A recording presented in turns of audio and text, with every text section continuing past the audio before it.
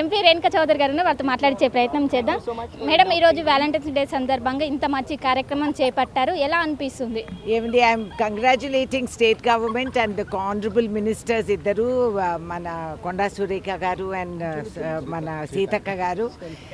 వాళ్ళు సుప్రీంకోర్టు ఇచ్చిన నిర్ణయాన్ని చాలామంది అపార్థం చేసుకొని హీనంగా ప్రవర్తించి కొన్ని వేల సంఖ్యలో కుక్కల్ని పైన తెలియకుండానే ఎక్కడక్కడ గ్రామ పంచాయతీల్లో చంపటం జరిగింది. కొంతమంది ఎన్నికల సందర్భంగా వాగ్దానం కూడా చేశారు కుక్కలు లేకుండా చేస్తామని. ప్రమాదం అది. కుక్కలు లేకపోతే మీ ఇంట్లోకి పంది కుక్కలు వస్తాయి, ఎలకలు పెరుగుతాయి, కోతులు చెట్ల మీద ఉన్నటివి కిందికి రోడ్డుకు దిగి వస్తాయి. కోతులకు కూడా రేబీస్ ఉంటుంది. అవి రక్కినా కొరికినా కరిసినా పిల్లల చేతిలో తిండి లాక్కోవటం, ఇండ్ల మీదకి రావటం, ఇవన్నీ కూడా జరుగుతాయి. ఇది గత అనుభవం, ఇది సామాజిక నిజం.